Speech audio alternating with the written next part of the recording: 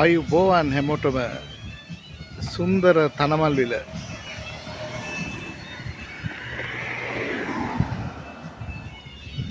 ඇත්තටම මේ පැත්ත මත්තල මේ පැත්ත වල්ලවයි.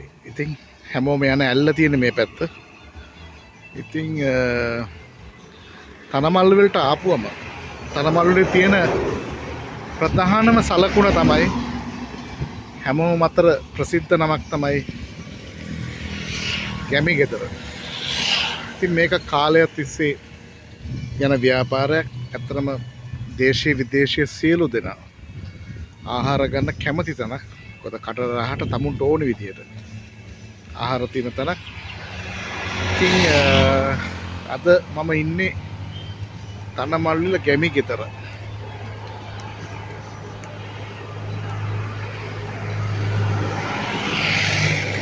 ඉතින් ඇත්තටම කොෆි එකේ ඉඳලා ලැසි, ස්මූතිස්, ෆ්‍රෙෂ් ජූස්, මොක්ටේල්, මිල්ක් ෂේක්ස්, ඒ හැම දෙයක්ම ඊට පස්සේ උදෑසන ආහාර, බ්‍රෙක්ෆාස්ට්, ලන්ච්, ඩිනර් මේකේ ඔයගලට આવුත් ගන්න පුළුවන්. ඉතින් මේ තමයි සුන්දර ගැමි ගෙදර. ඉතින් බොහොම ස්වභාව ධර්මයත් එක්ක තියෙන තැනක්. ඉතින් ගස් වැල් හෙවන හුළඟ ඉතින් හැමදේම තියෙනවා. ඉතින් මේ තමයි ගැමි ගෙදර තියෙන කැෆේ 420 නම් මේ රෙස්ටෝරන්ට් එක. මේක වෙනම ඕනේ කෙනෙක්ට සැනසෙන්න පුළුවන් තැනක්. ඉතින් කොක්ටේල් මොක්ටේල් හැම දෙයක්ම මෙතන තියෙනවා. ඉතින් විශේෂයෙන්ම දේශීය අය වගේම විදේශීය අය බොහොම කැමති තැනක්. ඉතින් වෙනම වයිබ් එකක්. අර අපි වෙන හෝටල් රෙස්ටෝරන්ට් වලට වැඩි වෙනම වයිබ් එකක්. ඔකට පේනවා ඇති. නිදහසේ කෝපි එකක් දීලා රාහට කැම ටිකක් කාලේ යන්න පුළුවන් තැනක්. ඉතින් වෙන වයිබ් එකක් තියෙන්නේ. ඉතින් ඇත්තටම මේක මේ මෑතක මේක නව මුහුණුවරක් ගත්තා.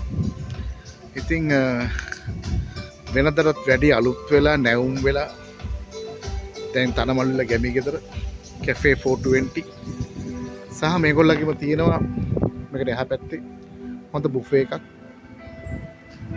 වැරයිටිස් ගොඩක් තියෙන බුෆේ එකක් තියෙනවා. ඉතින් ඔයගලට ඒක රස විඳින්න පුළුවන්. ඉතාමත් සාධාරණ ගානට කට රහට කෘත්‍රිම රසකාරක නැති ගැමි ආහාර, විදේශීය ආහාර ඕනම දෙයක් ගන්න පුළුවන් තැනක්. ඉතින් මෙතනින් හැමතැනටම යන්න පුළුවන්. ඒකයි මෙතන තියෙන ප්‍රධානම වාසිය. දැන් ඇල්ලට කිලෝමීටර් 62යි, යාලට කිලෝමීටර් 45යි, ආරුගම්බේට 145යි. ඒ හයිවේ එකට ඇත්තටම කිලෝමීටර් 7යි. මේ ළඟ හයිවේ එක තියෙන්නේ. ඉතින් බොහොම සුන්දර තැනක්. මමත් විතරම යන්න කැමති තැනක්. අද මං ඉන්න තනමල්විල. ඉතින් මගේ යාළුවෝ හැමෝටම ආරාධනා කරනවා ඇල්ලේ යනවනම්, කතරගම යනවනම්, මත්තල එක්සිට් වෙලා උඩවල පැත්තට යනවනම් අනිවාර්යයෙන්ම එන්න ඕනේ තැන තමයි මේක. ගැමි ගෙදර. ඉතින් ඔයගොල්ලන්ට මම ආරාධනා කරනවා ඔයගොල්ලත් ඇවිල්ලා අත්දැකීම් බෙදා ගන්න. එහෙනම් සුන්දර තනමල්විලින් අපි සමුගන්නවා. හැමෝටම ජය.